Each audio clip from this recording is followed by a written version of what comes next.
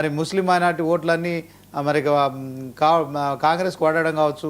అజారుద్దీన్కి ఉడావుడినా మీరు మంత్రి పదవి ఇచ్చినప్పటికీ కూడా టర్న్అవుట్ అయ్యే పరిస్థితి లేదు. ఎందుకంటే జూబ్లీహిల్స్ ప్రజలు అనే వాళ్ళు డిసైడ్ అయిపోయారు. ఎవ్వరికి కూడా ఎన్ని సర్వే సంస్థలు ఏం చేసినా కూడా ఆ సర్వే సంస్థలు అన్నింటినీ వాళ్ళ అంచనాలన్నీ తలకిందులు అయిపోతాయి. నేను 99 టీవీ వేదిక చెప్తున్నా, చాలా సర్వేలు డబ్బులు తీసుకున్నారా లేదా పార్టీకి వంత వాడుతున్నారా దాని విషయంలో నేను చెప్పను. కానీ జూబ్లీహిల్స్ ప్రజలు మాత్రం ఏ సర్వే సంస్థ పోయినా, ఏ రిపోర్టర్ పోయినా, ఎవ్వరు పోయినా, ఏ పార్టీ అతను పోయినా, ఎంత పెద్ద లీడర్ పోయినా ఎవరికి కూడా వాళ్ళ మనోగతాన్ని వాళ్ళ ఆవిష్కరించడం లేదు. ఇది ఒక సైలెన్స్ ప్రచారం అయితే కొనసాగుతోంది. 23 నెలలుగా కాంగ్రెస్ అధికారంలో ఉంది. జూబ్లీహిల్స్లో ఏం చేశారు? ఎన్నికలు వస్తున్నాయి. ఆయన చనిపోయిన తర్వాత ఉటావుట్న 100 కోట్లు 150 కోట్లు అభివృద్ధి చేస్తామని శంకుస్థాపన చేయడం కాదు. జూబ్లీహిల్స్ కోసం కాంగ్రెస్ పార్టీ ప్రభుత్వంలోకి వచ్చిన తర్వాత జూబ్లీహిల్స్ కోసం ఏం చేసిందో అది చెప్పండి. సార్ శ్రీనివాస్ గారు, మీరు చాలా సీనియర్ జర్నలిస్టు.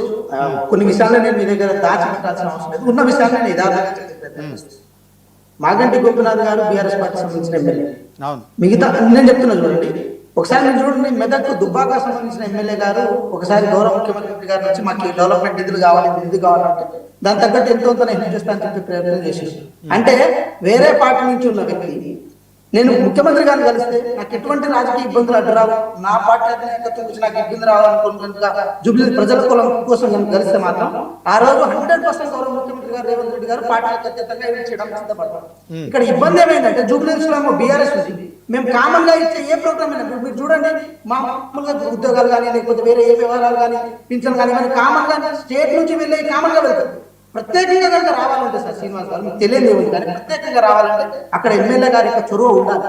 ఆ చొరవ మాగంటి గోపీనాథ్ గారికి లేకపోతే దాన్ని మళ్ళీ కాంగ్రెస్ పార్టీ బదనాం చేయాల్సిన అవసరం లేదు. నేను ఏమంటున్నా అంటే రేపు నవీన్ యాదవ్ గారు కనుక గెలిస్తే మాత్రం ఆ చొరవ ఉంటుంది, ఆ చనువు ఉంటుంది, ఇంకా అంతకంటే రెట్టింపు ఉత్సాహంగా చేయడానికి అవకాశం ఉంటుంది సార్. ఇది మాత్రం మేము కులంకుండగా చెప్పగలుగుతాం.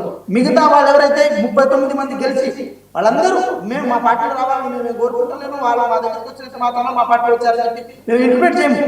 కానీ వాళ్ళు కనుక కలిసి మాత్రం నిధులు కనుక అడిగితే మాత్రం ఇవ్వట్లేదు గౌరవ ముఖ్యమంత్రి గారు, మేము కలిసినా కూడా ఇవ్వట్లేదు కనుక వాళ్ళు బయట వెంకట్ గారు నేను అడిగింది ఒకటే, 23 నెలలుగా కాంగ్రెస్ ప్రభుత్వం అధికారంలో ఉంది.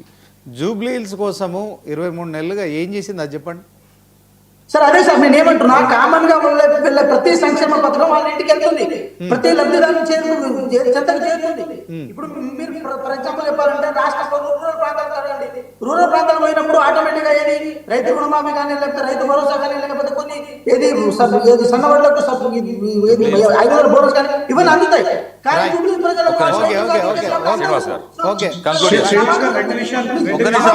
ఇద్దరు మాట్లాడి చాలాసేపు 20 నిమిషాల దాకా మాట్లాడారు, నేను మధ్యలో మాట్లాడలేదు.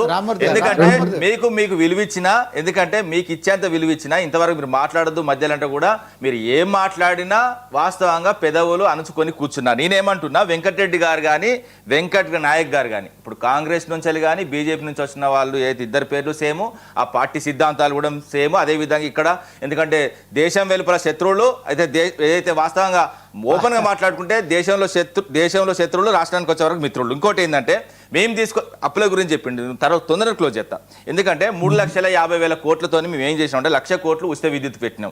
అదేవిధంగా 72,000 కోట్లు రైతు బంధుకి ఇచ్చినాం. అదేవిధంగా 45,000 కోట్లు ఆసరా అదేవిధంగా పింఛన్లకు పంచినాం. అదేవిధంగా 5,000 కోట్లు రైతు బీమాకు చేసినాం. అదేవిధంగా 40,000 కోట్లు మిషన్ భగీరథ చేసినాం. అదేవిధంగా 12,000 కోట్లు మిషన్ కాకతీయకు చేసినాం. ఒక్క నిమిషం, ఇక ఏదైతే రాష్ట్ర ప్రభుత్వం వచ్చిన తర్వాత నేను అనలేదు, రాష్ట్ర ప్రభుత్వంలో ఉన్న ముఖ్యమంత్రి గారే 18,500 కోట్లు రాష్ట్ర